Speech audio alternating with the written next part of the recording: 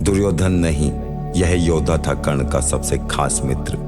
दोनों ने कोहराम मचा दिया था महाभारत में। मित्रों, महाभारत की कथा में दुर्योधन और कर्ण की मित्रता को सबसे खास बताया जाता है, परंतु कर्ण की मित्रता एक अन्य योद्धा से, दुर्योधन से भी अधिक थी।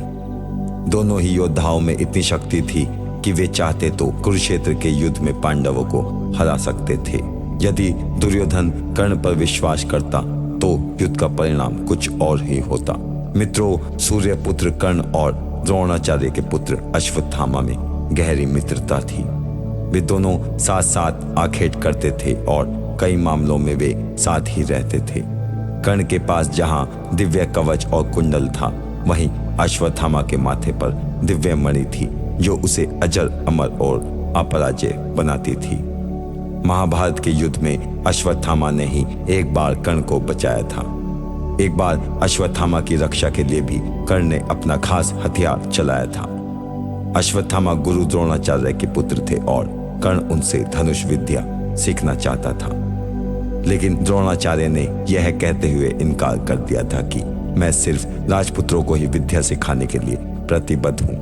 इस प्रसंग के बाद भी कर्ण और अश्वत्थामा में गहरी मित्रता थी। कर्ण ने भगवान परशुराम को ज्ञात हर हथियार सीखा था और इसलिए उसके पास अश्वत्थामा से ज्यादा दिव्य हथियार थे। हालांकि दोनों को ही ब्रह्मास्त्र चलाने आते थे। पांचों पांडवों में कोई ताकत नहीं थी कि वो अश्वत्थामा और कर्ण को हरा सके। कर्ण ने कुश्ती में जरासंध को भी हरा दिया था।